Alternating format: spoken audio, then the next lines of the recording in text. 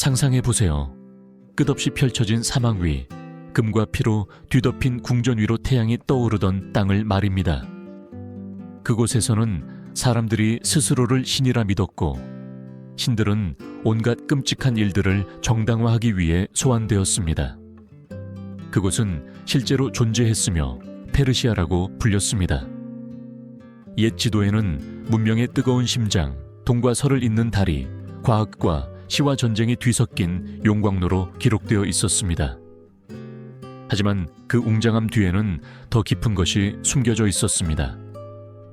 권력에 대한 집착, 공포의 종교, 그리고 부패에서 순수함이 태어날 수 있다는 생각 위에 건설된 사회 전체가 말입니다.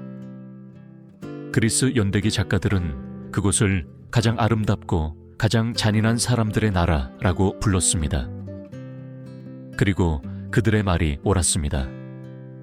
페르시아에서는 신성한 것과 불순한 것이 한 사원에서 공존했기 때문입니다.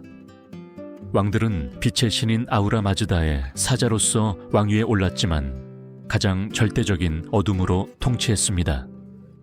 모든 경건한 몸짓 뒤에는 범죄가 숨겨져 있었고, 모든 순수 의식 뒤에는 감히 아무도 입 밖에 내지 못하는 얼룩이 감춰져 있었습니다.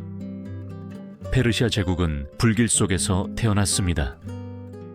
기원전 550년, 키루스 대왕은 헌신과 폭정이 뒤섞인 비전으로 여러 왕국을 정복했습니다. 그의 지휘 아래 페르시아는 지중해에서 인도에 이르기까지 확장되었습니다. 하지만 영토를 지배하는 것만으로는 충분하지 않았습니다. 영혼 또한 지배해야 했습니다. 그리고 이를 위해 조로아스터교 사제들은 복종을 미덕으로, 반대를 죄악으로 바꾸는 시스템을 만들었습니다. 그리하여 왕의 법은 단순히 정치적인 것이 아니라 신성한 것이었습니다.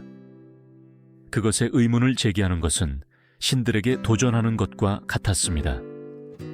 대리석 도시의 벽에는 희생과 봉헌 장면이 새겨져 있었지만 북쪽 들판은 죄인들의 시신으로 불타오르고 있었습니다. 대상들은 비단과 향신료를 운반했지만 공포의 소문도 함께 실어 날랐습니다. 아무도 왕의 눈길에서 벗어날 수 없었습니다. 그의 시선은 선고였고 그의 침묵은 심판이었습니다. 그렇게 광대한 제국에서 공포는 모두가 이해하는 유일한 언어였습니다. 그러나 가장 오싹한 것은 그 공포가 어떻게 습관이 되었는지였습니다. 폭력은 숨겨지지 않고 축하받았습니다. 죽음은 비극이 아니라 우주의 균형을 위한 도구였습니다. 페르시아인들은 모든 잔인한 행동이 우주의 조화를 유지하는 데 도움이 된다고 믿었습니다. 마치 한 사람의 고통이 수백만 명의 평화를 위한 피할 수 없는 대가인 것처럼 말입니다. 그것은 고통의 신학이었습니다. 그리고 누구도 그것에서 벗어날 수 없었습니다. 불의 사원 안에서 사제들은 영혼의 순수함이 피의 순수함에 반영되어야 한다고 설교했습니다. 위험한 생각이었는데 곧 법이 되었기 때문입니다. 신성한 혈통을 보존하기 위해 왕들은 누이들과 결혼하기 시작했습니다. 근친상간은 미덕으로, 이단은 금지된 사랑으로 변모했습니다. 표면적으로는 왕족을 보존하기 위한 것이었지만 실제로는 자연 그 자체에 도전하려는 시도였습니다. 그렇게 페르시아의 가장 어두운 전통 중 하나가 탄생했습니다. 형제자매 간의 결합, 백성들은 그것이 가져올 유전적, 영적인 대가를 이해하지 못한 채 경외심으로 지켜보던 관습이었습니다. 그리고 제단은 향과 노래로 불타오르는 동안 궁전의 그림자들은 기형아들의 이름, 미쳐버린 왕자들, 죄책감에 시달리는 왕비들의 이름을 속삭였습니다. 하지만 믿음은 이성보다 강했습니다. 아무도 감히 의심하지 않았습니다. 의심은 신성모독이었고 신성모독은 목숨으로 대가를 치러야 했기 때문입니다. 페르시아는 전사들의 제국만이 아니었습니다. 그것은 인간 영혼의 실험실이었고 빛과 어둠이 뒤섞여 구별할 수 없게 되었습니다. 그곳에서 아름다움과 잔인함은 같은 신의 두 얼굴이었습니다. 백성들은 질서의 완벽함을 숭배했지만 그 질서가 인간의 뼈 위에 세워져 있다는 것을 알아차리지 못했습니다. 이 이야기의 다음 장에서는 사랑이 의무이고 정의가 고문이며 헌신이 단죄인 세상을 발견하게 될 것입니다. 몸은 권력의 도구였고 권력은 믿음의 한 형태였습니다. 고대 페르시아, 즉 공포가 비단 옷과 황금 왕관을 쓰고 있던 곳으로 들어갈 준비를 하십시오. 페르시아 제국의 심장부에서는 궁전의 벽이 순수함과 헌신에 대한 찬송가로 울려 퍼졌습니다. 그러나 그 신성한 음표들 사이에는 상상할 수 없는 진실이 숨겨져 있었습니다. 사랑은 금지되었고 오직 혈통에 대한 의무만이 신들에게 합당한 것이었습니다. 페르시아 왕들은 자신들의 혈통이 신성한 뜻에서 직접 유래했다고 믿었습니다. 이 가상의 완벽함을 보존하기 위해 그들은 가족의 천상의 본질을 그대로 유지한다고 확신하며 자신의 누이들과 결혼했습니다. 세상의 나머지 사람들에게는 혐오스러운 일이었지만 그들에게는 믿음의 행위였습니다. 전설적인 키루스 대왕의 아들인 캄비세스 2세는 이 믿음에 가장 헌신적이었습니다. 그의 두 누이와의 결혼은 비밀이 아니라 하나의 광경이었습니다. 조로아스터교 사제들은 기도와 성스러운 불로 그 결합을 축복했고 귀족들은 황홀경에 빠져 박수갈채를 보냈습니다. 페르세폴리스의 거리에는 향, 금, 향수가 가득했는데 마치 하늘이 땅으로 내려온 것 같았습니다. 그러나 찬송가 뒤에는 더 불길한 메아리가 숨어 있었습니다. 형제자매 간의 모든 키스는 권력의 선언이자 인간성의 부정이었던 것입니다. 페르시아인들은 이 의식을 엑스 외도다, 즉 자신과의 결합이라고 불렀습니다. 그들에 따르면 같은 피를 섞으면 빛의 신 아후라 마즈다와의 유대가 강화된다고 합니다. 그러나 후대 역사가들은 이를 어둠과의 계약으로 보았습니다. 그러한 관행의 생물학적 결과는 피할 수 없었습니다. 기형, 정신질환, 유전적 퇴행으로 얼룩진 세대들이 이어졌습니다. 그럼에도 불구하고 아무도 그것을 멈추려 하지 않았습니다. 전통은 법이었고 법은 신성한 것이었기 때문입니다. 성스러운 피를 오염시킬지도 모른다는 두려움은 스스로에게 갇힌 엘리트를 만들었습니다. 그들의 왕들은 자신들의 얼굴에 반영되지 않는 모든 것을 불신하는 혈통이었습니다. 대리석 방에는 조상들의 초상화가 왜곡된 거울처럼 증식하며 어떤 대가를 치르더라도 순수함을 보존해야 할 의무를 상기시켰습니다. 그리하여 결혼은 사랑으로 위장된 희생의식이 되었습니다. 공주들은 사랑이나 정치적 편의가 아닌 정해진 운명 때문에 태어나기 전부터 약혼했습니다. 그들의 어린 시절은 갇힌 채 흘러갔고 오빠가 자신의 손을 요구할 순간을 준비했습니다. 사제들은 저항하는 것은 신들을 모욕하는 것이라고 가르쳤습니다. 13살이나 14살이 되면 호화로움이 비극을 숨기는 거대한 결혼식에 참석했습니다. 수천 송이의 꽃, 끝없는 연회, 눈부신 보석들이 있었지만 진심 어린 미소는 없었습니다. 베일 뒤에서 각 신부의 눈빛은 공허했습니다. 권력에 취한 왕들은 헌신을 소유와 혼동했습니다. 그들은 천상의 순수성을 지키는 수호자라고 믿었지만 실제로는 자신들의 혈통을 저주하고 있었습니다. 가장 오래된 이야기에는 어떤 아이들은 다른 색의 눈, 창백한 피부, 영혼 없는 목소리로 태어났다고 전해집니다. 사제들은 그들을 시련의 아이들이라고 불렀고 신들이 왕가의 믿음을 시험하기 위해 보낸 것이라고 확신했습니다. 그들 중 누구도 오래 살지 못했습니다. 그럼에도 불구하고 이 관행은 왕위에만 국한되지 않았습니다. 페르시아 귀족들도 열렬히 이를 모방했습니다. 신에게 더 가까이 다가가려는 시도로 봉건 영주들은 딸을 아들과 누이를 남동생과 결혼시켰습니다.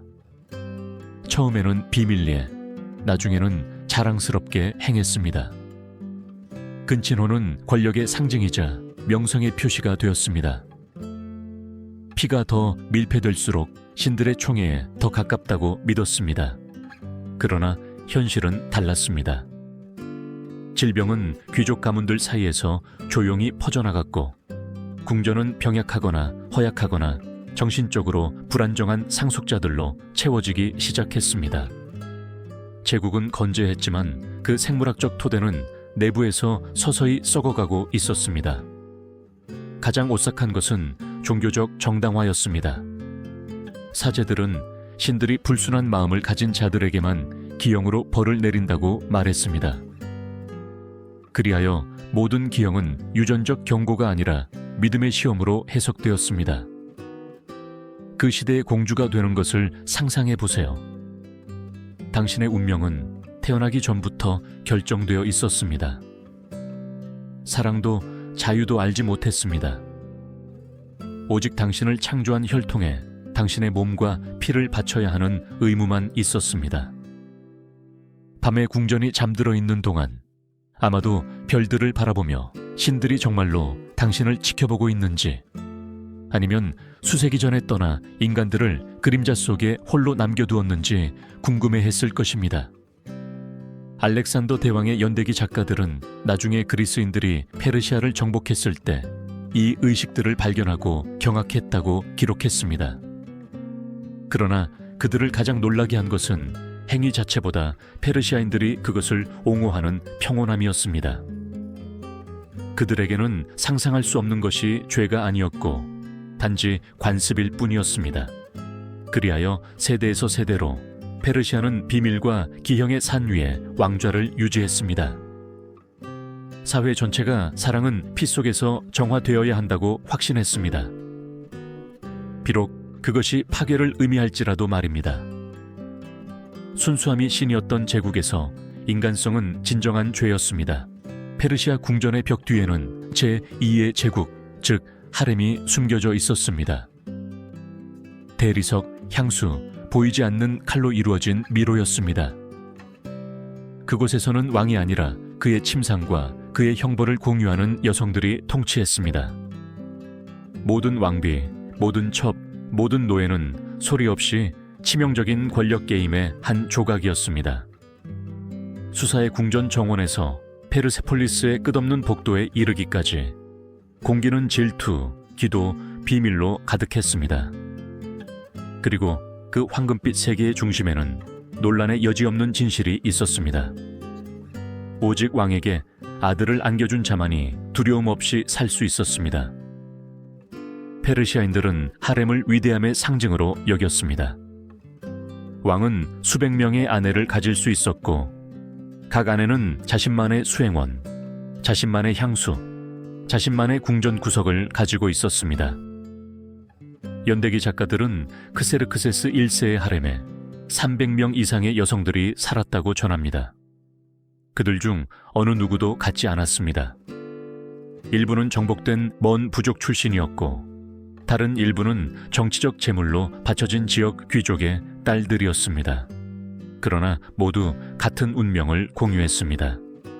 한 남자의 시선을 얻기 위해 경쟁하는 것이었습니다. 하렘 안에서의 삶은 이름 없는 전쟁이었습니다. 미소는 가면이었고 포옹은 전략이었습니다. 모든 말, 모든 몸짓이 한 여성의 삶이나 죽음을 결정할 수 있었습니다. 이야기들은 연고 속에 숨겨진 독, 왕의 입술에 닿지 않는 와인잔, 밤에 사라진 하녀들에 대해 전합니다. 가장 강력한 아내들은 더 젊은 경쟁자에게 독살될 것을 두려워하며 스파이와 충성스러운 노예들로 자신을 둘러쌌습니다. 비단과 금으로 덮인 그 벽들 안에서 죽음은 달콤한 향기, 사양으로 향수 뿌린 냄새를 풍겼습니다. 하렘에서 태어난 왕자들은 사치와 편집증 속에서 자랐습니다. 각자는 이복 형제들이 치명적인 적이 될 수 있다는 것을 알았습니다. 그런 환경에서 어린 시절은 지뢰밭이었습니다. 일부 연대기 작가들은 어머니들이 다른 아내들의 자식들을 독살하여 자신의 자식들의 미래를 보장하는 방법에 대해 기록합니다. 아이들의 웃음소리는 억눌린 울음소리와 절망적인 기도와 뒤섞였습니다. 왕은 거의 개입하지 않았습니다. 여성들이 서로 싸우도록 내버려 두는 것이 공포의 균형을 유지하는 한 가지 방법이었습니다. 가장 교활하고 가장 무자비한 자들만이 성인이 될 때까지 살아남았습니다. 페르시아 하렘은 제국의 축소판처럼 기능했습니다. 표면은 호화로움, 뿌리는 공포, 각 아내는 정복된 지방을, 각 아들은 연속성의 약속을 상징했습니다. 그러나 그 구조 뒤에는 더 잔인한 것이 숨겨져 있었습니다. 여성의 완전한 비인간화였습니다. 그들은 사람이 아니라 칭호, 장식, 남성 권력의 도구였습니다. 그들의 가치는 자궁에 달려 있었고 그들의 목소리는 금지되었습니다. 제국의 법에 따르면 아내는 아무런 권리도 없었습니다. 재판 없이 구타당하거나 팔리거나 처형될 수 있었습니다. 겨우 16살 된 어린 아내를 상상해 보세요. 수백 명 중에서 선택되었습니다. 하인들이 보석과 향유를 바르는 동안 그녀의 손은 떨립니다. 그녀는 오늘 밤이 자신의 운명을 결정할 것임을 압니다. 왕이 그녀를 본다면 그녀는 비단과 공포 속에서 살 것입니다. 왕이 그녀를 무시한다면 그녀는 영원히 잊혀져 벽 사이의 그림자가 될 것입니다. 아름다움은 저주였고 무관심은 선고였습니다. 그러나 그 미로에서 살아남는 법을 배운 여성들도 있었습니다. 일부는 비밀 고문이 되어 군주의 귀에 아이디어를 속삭이는 목소리가 되었습니다. 다른 일부는 조종과 매력을 사용하여 권력의 자리를 확보했습니다.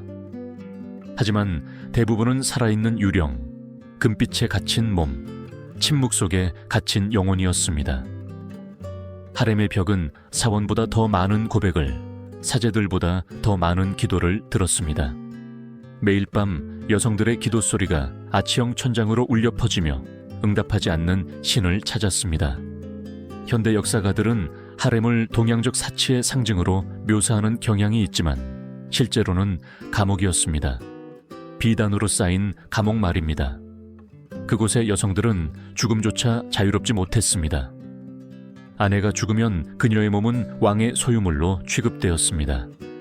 그녀는 이름 없이, 기도 없이 왕실의 공기를 오염시키지 않기 위해 천으로 덮인 채 묻혔습니다. 오직 상속자를 낳은 자들만이 합당한 장례식을 치렀습니다. 이 감금과 복종의 시스템은 제국의 정신을 형성했습니다. 남성들은 지배하는 법을 배웠고 여성들은 침묵하는 법을 배웠습니다. 폭력은 피와 마찬가지로 유전되었습니다. 그리고 이 끝없는 순환 속에서 페르시아는 가장 깊은 두려움, 즉 잊혀질 것이라는 두려움에 기반한 통제 방식을 완성했습니다. 하렘에서 잊혀지는 것은 죽음보다 더 나빴기 때문입니다. 순수함, 아름다움, 복종에 대한 그러한 집착은 남성 권력이 절대적이 된 문화의 뿌리를 만들었습니다. 사랑은 지배의 도구였고 연민은 약점이었습니다. 페르시아 제국에서는 감정조차도 왕의 법에 복종해야 했습니다.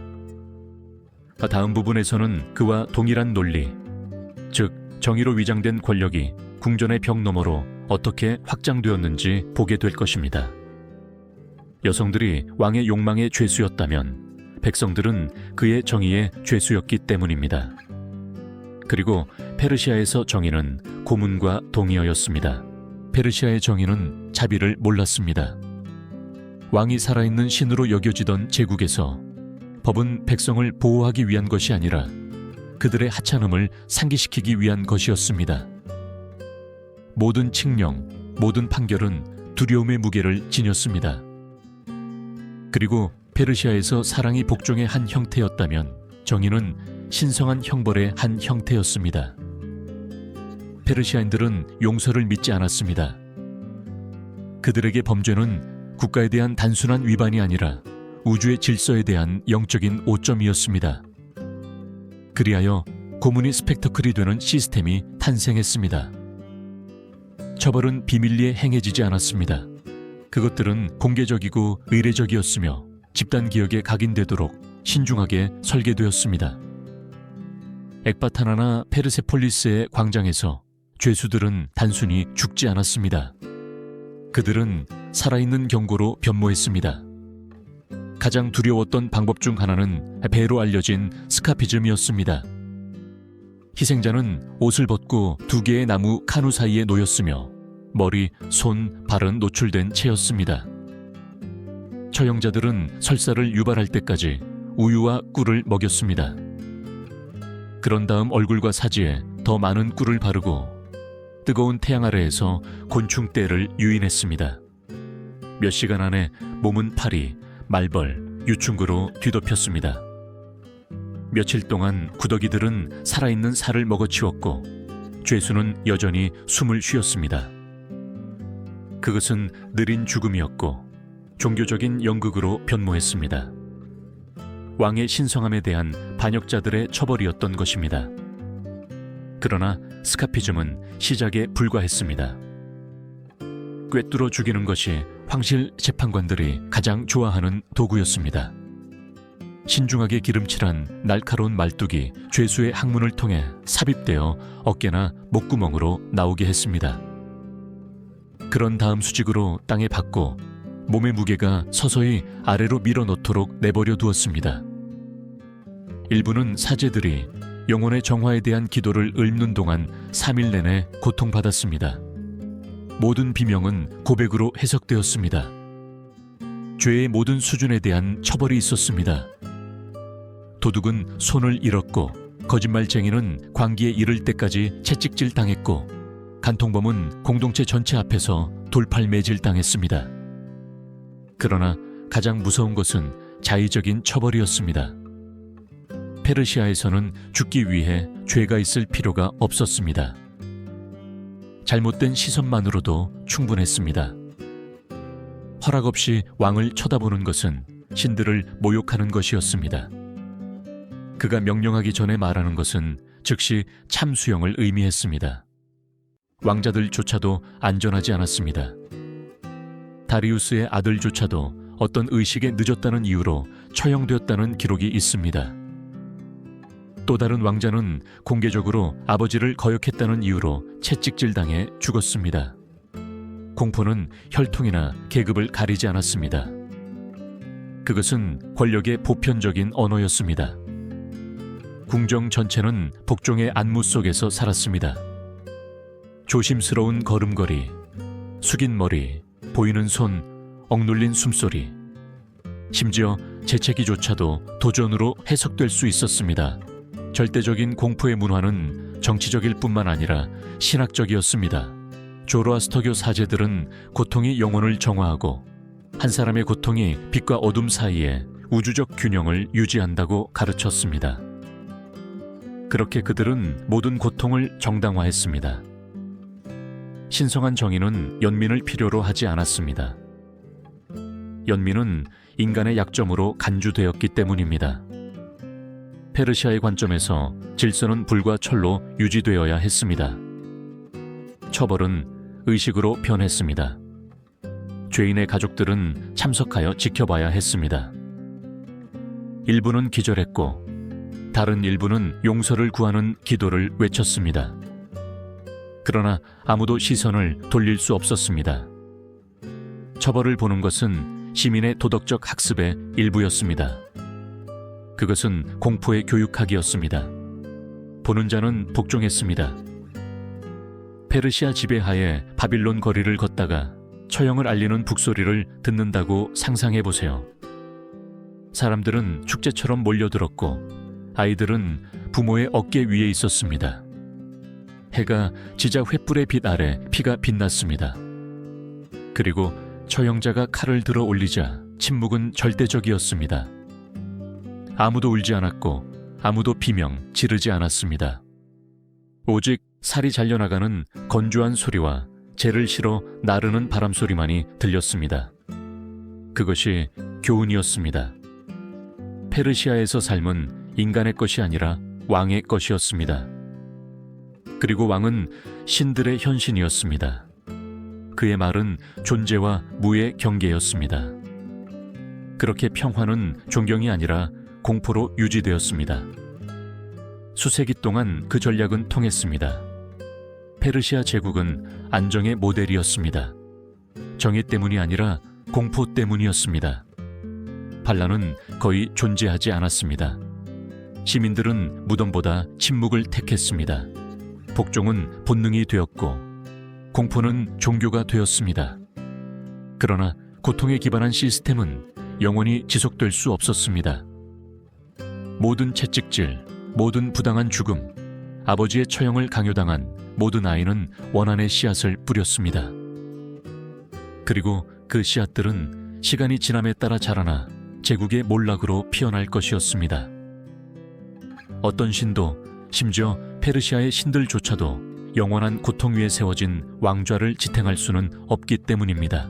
페르시아에서 정의가 피로 쓰여졌다면 교육은 매질로 단련되었습니다. 아주 어린 나이부터 아이들은 제국을 섬기도록 길러줬습니다. 순수함이나 놀이를 위한 공간은 없었습니다. 어린 시절은 권리가 아니라 시험이었습니다. 페르시아의 세계관에서 몸과 영혼은 복종하는 법을 배우기 전에 길들여져야 했기 때문입니다. 5살이 되면 귀족의 자녀들은 어머니의 품에서 떨어져 산속 훈련 캠프로 보내졌습니다. 그곳에서 그들을 제국에서 가장 두려운 병사들인 불멸자로 만들 과정이 시작되었습니다. 그들은 얼어붙은 땅에서 잠을 자고 흙탕물을 마시고 스스로 음식을 사냥하거나 굶어 죽었습니다. 연민은 처벌되었고 울음은 금지되었습니다.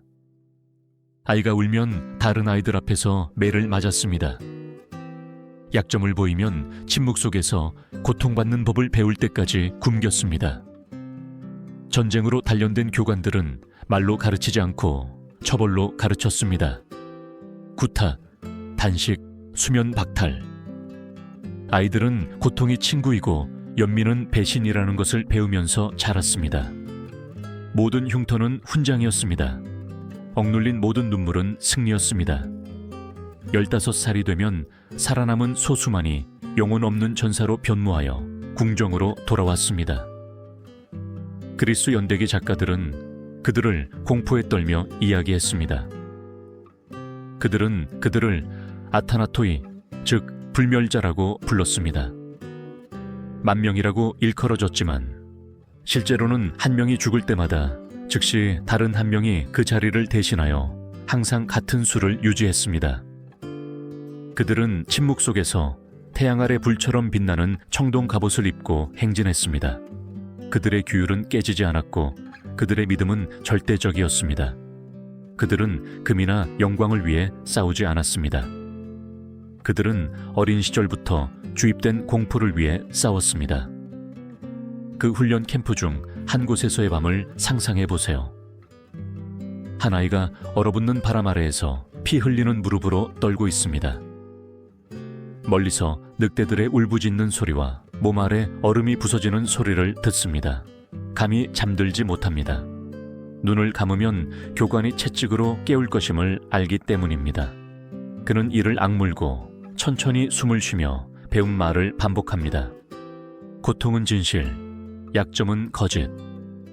그에게 힘을 주어야 할 그 문장은 그를 서서히 돌로 만들었습니다. 페르시아인들은 공포가 지혜의 한 형태라고 믿었습니다. 고통을 경험한 험한 자만이 망설임 없이 왕을 섬길 수 있다고 말입니다. 그래서 교육은 지식을 추구하는 것이 아니라 복종을 추구했습니다. 목표는 의지를 파괴하는 것이었습니다. 젊은 귀족들은 그림자처럼 살인 기계처럼 궁전으로 돌아왔습니다. 황실 의식에서 그들은 미덕의 본보기로 제시되었습니다. 그들은 미소 짓지 않았고 말하지 않았고 허락 없이는 숨도 쉬지 않았습니다. 한편 귀족 소녀들은 자신들만의 지옥에서 살았습니다. 8살부터 그들은 생각하는 법이 아니라 섬기는 법을 배웠습니다. 그들은 남자 앞에서 어떻게 움직이고 어떻게 미소 짓고 어떻게 앉고 어떻게 시선을 낮추는지를 배웠습니다. 모든 몸짓, 모든 단어를 몇 시간 동안 연습했습니다. 그들은 자신들의 가치가 순수함, 침묵, 복종에 달려있다고 반복해서 들었습니다. 좋은 아내는 질문하지 않고 복종한다고 교사들은 말했습니다. 그리고 모든 실수, 모든 방심은 매질로 대가를 치렀습니다. 이 소녀들의 운명은 첫 월경이 시작되기 전에 결정되었습니다. 일부는 귀족과 약혼했고 일부는 하렘으로 보내졌습니다. 아무도 선택할 수 없었습니다. 그들의 삶은 가족들 간의 계약이었습니다. 불복종은 선택지가 아니었습니다. 심지어 사적인 공간에서도 그들의 몸은 그들의 것이 아니었습니다. 남편은 아무런 처벌도 받지 않고 아내를 구타하거나 팔거나 죽일 수 있었습니다. 법 앞에서 그녀는 존재하지 않았습니다. 그녀는 재산이었습니다. 그러나 가장 잔인한 것은 시스템 자체가 그들에게 그러한 노예 상태를 명예로 받아들이도록 가르쳤다는 것입니다. 어머니들은 딸들에게 한때 자신들이 들었던 똑같은 말을 반복했습니다. 남편을 섬기는 것은 신들을 섬기는 것이다. 그리하여 세대에서 세대로 공포와 복종은 신성한 전통처럼 유전되었습니다. 제국의 가장 먼 지방에서는 농민들이 맹목적인 헌신으로 이러한 관습을 모방했습니다. 마을들은 굳은 눈빛을 가진 굶주린 아이들과 30살도 되기 전에 늙어버린 여성들로 가득했습니다. 고통은 국어가 되었습니다. 아무도 이유를 묻지 않았습니다. 아무도 다른 삶의 방식을 상상하지 못했습니다. 때때로 산속에서 노병들은 훈련 시절을 회상하며 무엇이라고 부를지 모르는 공허함을 느꼈습니다. 그들은 굶주림과 채찍질에서 살아남았지만 자유로 무엇을 해야 할지 몰랐습니다. 연민은 이국적인 사치처럼 느껴졌습니다. 평화로운 날에는 많은 이들이 전쟁으로 돌아가기를 요청했습니다. 혼돈 속에서만 자신들이 누구인지 알았기 때문입니다. 그렇게 페르시아는 단순히 군대만이 아니라 정신, 즉 심장 없는 전사, 목소리 없는 신하의 정신을 형성했습니다. 교육은 복종의 공장이자 인간성의 모든 불꽃을 짓밟는 틀이 되었습니다. 그리고 남성들이 죽이는 법을 배우고 여성들이 침묵하는 법을 배우는 동안 사제들은 모든 것이 잘 되고 있으며 세상의 질서가 그러한 규율에 달려 있다고 말했습니다. 그러나 그 완벽한 질서 아래에서 무언가가 부서지기 시작하고 있었습니다. 아무리 강력한 제국이라도 사랑하는 법보다 두려워하는 법을 자녀들에게 가르치면 살아남을 수 없기 때문입니다. 시간이 흐르면서 페르시아의 고통의 순환은 제국의 숨결 자체가 되었습니다. 모든 아이는 자신의 가치가 유용성에 달려 있음을 알며 자랐고 모든 여성은 자신의 삶이 자신에게 속하지 않는다는 것을 이해했습니다. 그리고 전사들의 세계와 아내들의 세계 사이에는 침묵으로 이루어진 보이지 않는 벽이 뻗어 있었습니다. 황금 궁전에서 여성의 운명은 그녀의 마음이 사랑하는 법을 배우기도 훨씬 전에 결정되었습니다. 귀족 소녀들은 태어나면서부터 약속의 선물로 바쳐졌습니다. 그들의 혈통은 남자들이 동맹을 맺거나 권력을 과시하는 데 사용하는 동전이었습니다. 일부는 사촌이나 심지어 친오빠와 약혼했으며 이는 근친혼 관행의 영원한 메아리였습니다. 그들에게는 선택권이 없었고 욕망조차도 권리가 아니었습니다. 너의 의무는 혈통을 존중하는 것이다 라고 사제들은 말했습니다. 그리고 그 한마디면 그들을 묶어두기에 충분했습니다. 강력한 귀족의 딸인 어린 공주를 상상해 보세요. 그녀의 이름은 다른 많은 이들처럼 잊혀질 것입니다. 그녀는 테피스트리와 기름 등불로 가득 찬 방에 갇혀 살고 있습니다. 공기는 제스민 향과 체념으로 가득합니다. 그녀는 곧 거의 알지 못하는 남자, 즉 오빠와 결혼할 것임을 압니다. 병사들과 조언자들에 둘러싸인 그를 몇 번밖에 본 적이 없습니다. 그러나 그녀의 결합이 신성한 뜻이며 그녀의 몸이 가족의 피를 정화할 것이라는 말을 이미 들었습니다. 그날 밤 바람이 커튼을 때리는 동안 그녀는 성스러운 불 앞에서 무릎을 꿇고 기도합니다. 구원을 위해서가 아니라 아무것도 느끼지 않게 해달라고 말입니다. 결혼은 사랑의 유대가 아니라 복종의 계약이었습니다. 여성은 먼저 아버지에게, 다음으로 남편에게 속했습니다. 그녀는 법적 권리도 유산도 목소리도 없었습니다. 만약 그녀가 실수를 하거나 그래서는 안 될 때 시선을 들거나 아들을 낳지 못하면 재판 없이 버려지거나 처벌받을 수 있었습니다. 페르시아 법은 그것을 허용했습니다. 처벌은 공개적인 매질일 수도 있었고 단순히 사막의 외땅옷에 버려지는 것일 수도 있었습니다. 불의 사원에서 사제들은 믿음으로 포장된 말로 이러한 질서를 강화했습니다. 그들은 여성의 복종이 세상의 균형을 유지하고 침묵 속에 흘린 모든 눈물이 신들을 강화한다고 말했습니다. 종교는 여성들의 피난처이자 감옥이 되었습니다. 만약 그들이 고통받는다면 그것은 신들이 그들을 시험하기 때문이었습니다. 만약 그들이 죽는다면 그것은 그들이 믿음에 실패했기 때문이었습니다. 귀족들의 아내들은 대리석과 그림자의 삶을 살았습니다. 겉보기에는 모든 것을 가졌습니다. 보석, 하녀, 향기로운 정원. 그러나 그들은 나갈 수 없었고 허락 없이 말할 수 없었고 벽 너머에 존재하는 세상을 볼 수 없었습니다. 일부는 창가에 앉은 새들이나 청동 거울에 비친 자신의 모습과 이야기하며 서서히 미쳐갔습니다. 다른 일부는 침묵을 삶의 방식으로 받아들여 복종을 유일한 생존 방식으로 만들었습니다. 그러나 지성을 방패 삼아 살아남는 법을 배운 여성들도 있었습니다. 교활함, 소문 통제, 미묘한 조작을 통해 그들은 남편의 결정에 영향을 미쳤습니다. 그들은 공개적으로 말할 수 없었지만 자녀들을 통해 말했습니다. 그들은 통치할 수 없었지만 그림자 속에서 통치했습니다. 그들의 권력은 조용하고 거의 보이지 않았지만 치명적이었습니다. 페르시아 연대기에는 자신의 방을 떠나지 않고도 전쟁과 동맹을 결정한 왕좌의 어머니들에 대한 언급이 있습니다. 그러나 권력을 얻은 그런 여성 한 명당 어둠 속으로 사라진 수백 명의 여성들이 있었습니다. 공식 기록에는 이름이 없고 오직 숫자만이 있습니다. 아내, 첩, 하녀, 딸들. 역사는 그들을 기억하지 못합니다.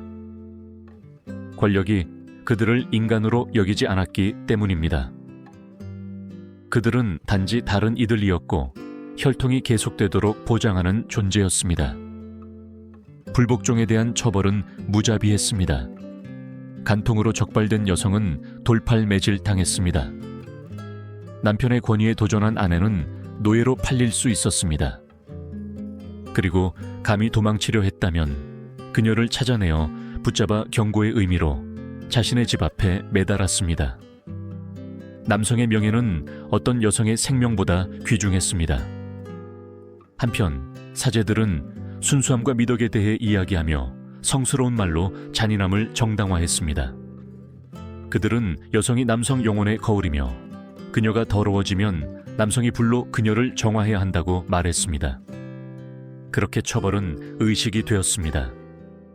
여성의 눈물은 권력의 재단을 먹여 살렸습니다. 그럼에도 불구하고 그 많은 고통 속에서도 일부는 침묵 속에서 저항했습니다. 도망친 아내를 숨겨준 노예, 딸에게 비밀리에 글을 가르친 어머니, 처형되기 전에 사원 바닥에 침을 뱉으며 신들은 나를 보지 않지만 나는 그들을 본다고 중얼거린 첩. 이러한 작은 반란들은 역사에는 보이지 않았지만 제국의 기둥을 서서히 침식하는 지하 흐름을 형성했습니다. 백성 중 절반이 무릎 꿇고 침묵 속에 사는 한 어떤 시스템도 영원히 지속될 수 없기 때문입니다. 그 억눌린 목소리들의 메아리는 여전히 페르시아의 사막에 울려 퍼집니다. 눈을 감으면 해질녘 바람 속에서 그 소리들을 들을 수 있습니다. 깨진 약속, 응답 없는 기도, 자유의 꿈. 이름 없는 여성들이지만 불의 영혼을 가진 채 결코 오지 않는 새벽을 기다렸습니다. 그리고 아내와 첩들이 비단 감옥에서 죽어가는 동안 페르시아인들은 또 다른 훨씬 더 어두운 의식을 준비하고 있었습니다. 삶이 끝나는 바로 그 순간 시작되는 의식을 말입니다. 페르시아에서 삶이 끝났을 때 공포는 끝나지 않았습니다. 죽음은 또 다른 복종의 시작이었습니다. 바로 의식에 대한 복종이었습니다. 어떤 시신도 땅속에 안치될 수 없었고 어떤 영혼도 사제들의 허락 없이는 저승의 문턱을 넘을 수 없었습니다. 페르시아인들에게는 땅, 불, 물과 같은 요소들이 신성했기 때문입니다. 시신을 매장하거나 화장하는 것은 창조를 더럽히는 것이었습니다. 그렇게 고대에서 가장 혼란스러운 관습 중 하나인 침묵의 탑이 탄생했습니다. 도시에서 멀리 떨어진 산곡대기에는 원형의 돌 구조물들이 솟아 있었습니다. 그곳으로 죽은 자들을 벌거벗은 차에 길의 먼지와 살아있는 자들의 두려움만으로 덮인 채 데려갔습니다. 그들을 하늘에 노출된 플랫폼 위에 놓았고 그곳에서 청소하는 새들이 저승의 사자처럼 기다리고 있었습니다. 독수리들이 먼저 내려왔고 이어서 까마귀들이 뒤따랐습니다. 몇 시간 안에 시신은 뜯어먹혔습니다. 햇빛에 하얗게 바랜 뼈들은 며칠 후에 수거되어 중앙 구덩이에 던져졌습니다. 이 행위는 신성한 것으로 여겨졌으며 모두에게 의무적이었습니다. 가족들은 의식에 참석하여 새들이 사랑하는 이의 살을 뜯어먹는 것을 침묵 속에 지켜봐야 했습니다. 아무도 울 수 없었습니다. 눈물은 신들에 대한 의심의 표시로 해석되었습니다. 사제들은 기도를 읊었고 고기의 금속성 냄새가 공기를 가득 채웠습니다. 그리고 첫 독수리가 날개를 펼치면 모두 무릎을 꿇었습니다. 그것은 영혼이 받아들여졌다는 의미였습니다. 그러나 새들이 다가오지 않고 시신을 건드리지 않은 채 공중을 맴돌면 공포가 시작되었습니다. 영혼이 저주받았고 신들을 모욕했다고 여겨졌습니다. 온 가족이 불행에 처했습니다. 사원에서 쫓겨나고 상업 활동을 금지당하며 파멸에 처했습니다. 독수리들이 시신을 거부했기 때문에 어떤 가문들은 영원히 사라지기도 했습니다. 불과 순수의 종교는 그때 보이지 않는 심판정으로 변했습니다. 가장 사악한 것은 이 시스템이 사제들의 권력을 어떻게 키웠는지였습니다. 그들이 표징을 해석하고 영혼이 순수한지 불순한지를 결정하는 자들이었습니다. 그리고 신성한 수용을 보장하기 위한 특별 의식을 제공하는 자들이기도 했습니다. 엄청난 재산이 드는 의식이었습니다. 그들은 향수, 만트라, 봉헌물로 독수리들을 유인하겠다고 약속했습니다. 가족들은 절망에 빠져 결코 확인할 수 없는 약속을 위해 재산을 바쳤습니다. 백성들이 가난에 빠지는 동안 사원들은 금으로 가득 찼습니다. 그렇게 죽음조차도 두려움이 지배했습니다. 지옥이나 영원한 형벌을 두려워하는 것이 아니라 독수리들이 오지 않을까봐 두려워했습니다. 당신의 영혼이 림보에 갇혀 신들에게 잊혀지고 인간들에게 경멸당할까봐 두려워했습니다. 그것은 완벽한 통제 방식이었습니다. 가장 강력한 자조차도 하늘의 심판에서 벗어날 수 없었습니다. 그 심판은 사제들이 내렸기 때문입니다. 그런 탑중 한 곳에서 회색빛 아침을 상상해 보세요. 바람이 살을 베는 듯합니다. 리넨에 쌓인 시신을 들고 한 무리의 사람들이 길을 오르고 있습니다. 가족들은 말없이 뒤따릅니다. 꼭대기에서 사제가 켜진 횃불을 들고 그들을 기다립니다. 시신이 돌 위에 놓이자 그는 낮은 목소리로 기도합니다. 침묵은 절대적입니다. 갑자기 날카로운 소리가 공기를 가릅니다. 독수리 한 마리가 나선형으로 내려오고 다른 독수리들이 뒤따릅니다. 검은 깃털이 시신을 덮습니다. 군중은 한숨을 쉽니다. 사제는 미소 짓습니다. 영혼은 용서받았습니다. 그 순간 종교적 권력은 실체가 느껴집니다. 신들은 현존하는 것처럼 보입니다. 그러나 그 장면을 실제로 지배하는 것은 믿음이 아니라 두려움입니다. 다음 차례가 될까봐 두려움, 뜯어먹히지 않을까봐 두려움, 잊혀질까봐 두려움. 페르시아에서 죽음은 권력의 거울이었습니다. 침묵하고 의례적이며 통제되었습니다. 제국을 여행했던 일부 그리스 철학자들은 이 탑들에 대해 경악하며 기록했습니다. 그들은 페르시아 백성이 순수함을 삶의 부정과 혼동했다고 말했습니다. 그들의 의식은 죽은 자들에 대한 헌사가 아니라 산자들을 벌하는 한 형태였다고 말입니다. 그리고 아마도 그들의 말이 옳았을 것입니다. 시신조차 복종하는 사회에서는 자유가 존재하지 않게 되기 때문입니다. 조로아스터교 사제들은 이 두려움을 수세기 동안 정치적 도구로 사용했습니다. 그들은 금을 대가로 구원을 약속했습니다. 의식에 의문을 제기하는 자들에게 불행을 위협했습니다. 탑들은 증식했고 봉헌물은 늘어났습니다. 페르시아는 살아있는 자들이 받아들일 만한 죽음을 보장하기 위해 일하는 문명이 되었습니다. 그리고 이 모든 것 중 가장 아이러니한 것은 햇빛 아래에서 죽은 자들을 먹어치우는 새들이 제국 그 자체도 먹어치우고 있었다는 점입니다. 바쳐진 모든 시신은 희망에 대한 두려움의 작은 승리였고 집단적인 복종의 고백이었습니다. 시간이 지나면서 침묵의 탑은 페르시아 권력의 상징이 되었습니다. 멀리서 보면 그 실루엣은 지평선의 수호자처럼 보였습니다.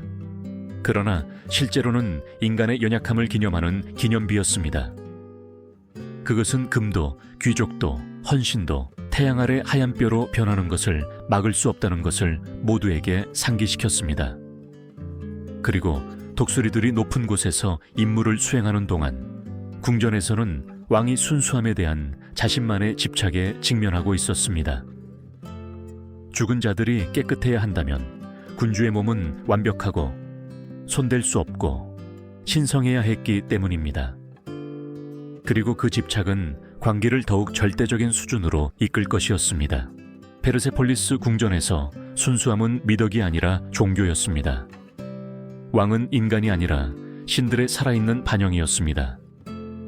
그의 몸은 오염되지 않아야 했고 그의 숨결은 향내를 풍겨야 했으며 그의 피부는 평범한 손에 닿아서는 안 되었습니다. 그 누구도, 심지어 의사조차도 그에게 직접 접근할 수 없었습니다. 그가 병이 들면 사제들은 멀리서 증상을 관찰하며 그의 신성함을 더럽히지 않기 위해 기도를 읊었습니다. 왕이 기침을 하면 궁정은 떨었습니다. 피를 흘리면 우주적인 불길한 징조로 해석되었습니다. 그가 목욕하는 물은 성스러운 샘에서 가져와야 했는데 때로는 궁전에서 수백 킬로미터 떨어진 곳에 위치한 샘이었습니다. 밀봉된 황금 단지를 싣고 사막을 가로지르는 대상들이 출발했습니다. 단 하나라도 깨지거나 봉인이 금이 가면 모든 짐은 파괴되었고 여행은 다시 시작되어야 했습니다. 왕은 몇 주 동안 목욕하지 않고 기다릴 수 있었지만 결코 불순한 물을 사용하지 않았습니다. 모든 물방울은 그의 신성한 피부와 접촉할 만한 가치가 있어야 했습니다. 왕실 요리사들은 완전한 고립 속에서 살았습니다. 선택되는 순간부터 궁전 주방 안에 갇혀 외부 세계를 볼 수 없었습니다. 그들은 수년, 수십 년 동안 자신들이 결코 맛보지 않을 음식을 준비했습니다. 그들의 가족은 1년에 2번만 감시해 방문할 수 있었습니다. 재료는 30명의 순수성 수호자들에 의해 검사되었습니다. 의심스러운 미랄 하나만으로도 전체 묶음을 파괴할 수 있었습니다. 수천 킬로그램의 음식이 예방 차원에서 파괴되었습니다. 한편 마을에서는 백성들이 굶어 죽어가고 있었습니다. 그러나 궁정은 과잉을 정화하기 위해 사막의 빵과 와인을 계속 버렸습니다. 그것은 음란한 대조였습니다. 농민들이 자녀들을 땅에 묻는 동안 왕은 오염에 대한 두려움 때문에 음식을 태우라고 명령했습니다. 그리고 사제들은 왕의 순수함이 세상의 안정을 보장한다며 박수갈채를 보냈습니다. 깨끗하고 성스러운 것에 대한 그러한 집착은 제국의 모든 구석으로 퍼져나갔습니다. 귀족들은 왕의 의식을 모방했습니다. 우유로 손을 씻고 흰 예복을 입고 하인들을 만지는 것을 피했습니다. 사원들은 향으로 가득 찼지만 진짜 냄새는 두려움의 냄새였습니다. 순수함은 몸의 청결이 아니라 영혼의 통제였기 때문입니다. 모든 것이 질서정연하고 섞이지 않고 오류 없이 유지되어야 했습니다. 불순함은 반란과 같았습니다. 궁전 복도에서 하인들은 실수로 아무것도 만지지 않기 위해 가슴에 손을 모으고 조용히 걸어 다녔습니다. 그들 중 누군가 넘어지거나 신성한 물건을 깨뜨리면 즉시 처형될 수 있었습니다. 심지어 왕에게 속한 동물들도 그의 신성의 확장으로 취급되었습니다. 말들은 양탄자 위에서 잠을 잤고 개들은 양고기로 먹이를 먹었습니다. 그러나 동물이 질병의 징후를 보이면 연민 때문이 아니라 불순함이 궁정에 미치지 않도록 즉시 희생되었습니다. 모든 시스템은 완벽함의 논리 아래에서 살았습니다. 너무나도 엄격한 완벽함이 내부에서부터 무너지기 시작했습니다. 강제로 부과되는 절대적인 순수함은 질병이 되기 때문입니다. 페르시아 궁정을 여행했던 외국 의사들은 집단 히스테리 장면을 보고했습니다.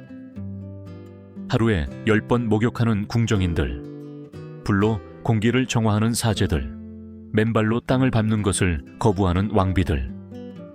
불순한 것에 대한 두려움이 믿음을 대체했습니다. 심리적으로 왕은 자신만의 숭배의 죄수가 되었습니다. 의심 없이 식사할 수 없었고 자신의 숨결을 감시하는 경비원 없이는 잠들 수 없었으며 심지어 자녀들조차 믿을 수 없었습니다. 그는 사치와 고독에 둘러싸여 살았고 수백만 명에게 숭배받았지만 아무에게도 손길을 받지 못했습니다. 그는 세상에서 가장 강력한 사람이었지만 동시에 가장 고립된 사람이었습니다.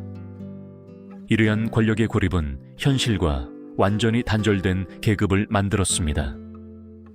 귀족들은 자신의 피가 자신들을 불멸자로 만들고 자신들의 몸이 백성들의 몸보다 더 순수하다고 확신하며 평행 우주에서 살았습니다. 그들은 제국 변두리에서 자라나는 비참함, 질병, 굶주림을 보지 못했습니다. 그리고 그것을 볼 때에도 필요한 희생으로 여겼습니다. 그러한 도덕적 무관심이 종말의 시작이었습니다. 사제들이 의식의 동전을 세고 귀족들이 우유로 목욕하는 동안 마케도니아 군단은 이미 동쪽으로 진군하고 있었습니다.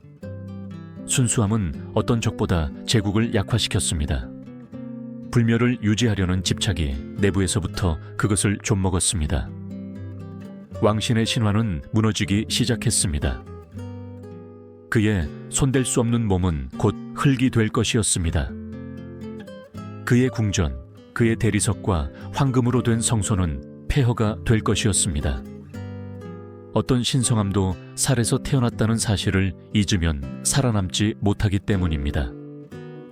다음 부분에서는 역사에 피할 수 없는 결말, 즉 두려움을 믿음과 순수함을 권력과 혼동한 제국의 붕괴를 보여줄 것입니다. 페르시아 제국은 황금과 침묵의 기둥 위에 권력을 세웠습니다. 그러나 아무리 신성해 보이는 구조라도 그 기반이 두려움으로 이루어져 있다면 무너집니다. 기원전 330년 마케도니아 군마의 포효가 동쪽 국경을 넘챔을 넘었습니다. 젊고 대담한 알렉산더 대왕은 페르시아 신들을 두려워하지 않는 군대를 이끌고 진군했습니다. 그는 창보다 더 위험한 것, 즉 인간이 신들을 죽일 수 있다는 확신을 가지고 있었습니다. 그리스 군대가 페르세폴리스 성문에 도착했을 때 공기에서는 연기와 퇴폐의 냄새가 났습니다. 성스러운 정원은 버려졌고 분수는 말랐으며 하인들은 굶주렸습니다. 사제들은 황금 상자를 들고 도망쳤고 귀족들은 대답하지 않는 신들에게 기도하며 대리석 방에 갇혔습니다. 순수함은 실패했습니다. 불가피의 신들은 자신들을 알아보지 못하는 세력의 도래 앞에서 침묵했습니다. 알렉산더는 단순히 영토를 정복한 것이 아니라 제국의 거짓말을 벗겨냈습니다. 그는 굴복한 백성, 부패한 궁정, 수세기 동안의 근친 상간으로 퇴화한 왕족을 발견했습니다. 왕족의 완벽한 몸은 기형이었고 신성한 상속자들은 칼을 들지 못하는 병자들이었습니다. 고대 세계에서 가장 강력했던 제국은 저항 없이 무너졌습니다. 젊은 정복자는 경악하면서도 동시에 매료되어 페르세폴리스를 파괴하라고 명령했습니다. 불길은 수세기 동안 순수함과 권력의 상징이었던 궁전들을 집어삼켰습니다. 신들의 프레스코화는 열기 아래 금이 갔습니다. 기둥들은 밀랍처럼 녹아내렸습니다. 하렘은 비워졌고 사제들은 처형되었으며 침묵의 탑은 버려져 더 이상 시신을 먹일 수 없게 되었습니다. 축제에서 제외된 독수리들은 사막으로 날아갔습니다. 그러나 페르시아의 몰락은 군사적인 것만이 아니었습니다. 그것은 영적인 것이었습니다. 제국을 하나로 묶었던 믿음은 손가락 사이에 모래처럼 사라졌습니다. 두려움이 사라지자 사람들은 생각하기 시작했습니다. 사제들이 사라지자 가족들은 죽은 자들을 존엄하게 묻을 수 있다는 것을 발견했습니다. 그리고 왕신이 사라지자 백성들은 신들이 궁전에 사는 것이 아니라 산에, 바람에, 자신들의 마음에 살고 있다는 것을 깨달았습니다. 과거의 영광은 폐허로 변했습니다. 그러나 페르시아의 유산은 영광이 아니라 경고로 살아남았습니다. 후대 제국들, 즉 로마, 비잔틴, 오스만 제국은 페르시아 모델에서 배웠습니다. 그들은 예술, 정치, 그리고 공포까지도 모방했습니다. 두려움을 통해 통치하는 생각은 전염성이 강하기 때문입니다. 그리고 역사의 어느 구석에는 언제나 고통의 질서를 유지할 수 있다고 믿는 자들이 있습니다. 페르시아의 고문 방법은 수세기 동안 반복되었습니다.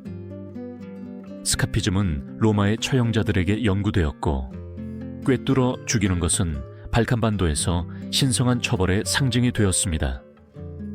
심지어 순수 혈통의 개념도 귀족, 인종, 이데올로기로 위장되어 끊임없이 다시 나타났습니다. 페르시아를 파괴한 순수함에 대한 집착은 다른 이름으로 세상을 계속 여행했습니다. 오늘날 고고학자들은 페르세폴리스의 폐허 사이를 걷습니다. 왕들의 얼굴이 새겨진 돌들은 여전히 텅 빈 자부심으로 지평선을 바라봅니다. 태양 아래 대리석은 빛나는 것처럼 보이지만 주에 깊게 들으면 한탄의 메아리, 억눌린 기도, 궁전을 떠나지 않은 여성들의 발자국 소리를 들을 수 있습니다. 모든 돌블록은 그곳에 공존했던 공포와 아름다움에 석화된 기억입니다. 페르시아는 인간 조건의 완벽한 거울이었기 때문입니다. 시와 노예 제도, 사원과 고문, 숭고한 예술과 도덕적 심연을 창조할 수 있었습니다. 위대함을 완벽함과 순수함을 죽음과 혼동한 문명이었습니다. 페르세폴리스를 삼킨 불은 단순히 제국을 파괴한 것이 아니었습니다. 그것은 역사 속에서 여전히 타오르는 진실을 비추었습니다. 어떤 문명도 고통을 먹고 자라면 무적일 수 없습니다. 절대 권력은 무너지기 위해 적이 필요하지 않습니다. 스스로를 삼켜버립니다. 아마도 그래서일 것입니다. 바람이 폐허 사이를 불 때 돌들이 영원한 경고를 속삭이는 것처럼 들리는 것은 어떤 왕좌도 자만해서 안전하지 않으며 어떤 믿음도 연민 없이는 살아남지 못한다. 그리고 그렇게 과거의 제가 사막에 모래와 뒤섞이는 동안 페르시아는 우리에게 마지막 교훈을 남깁니다. 문명과 야만은 반대되는 것이 아니라 같은 햇빛 아래 함께 걷는 그림자라는 것을 말입니다.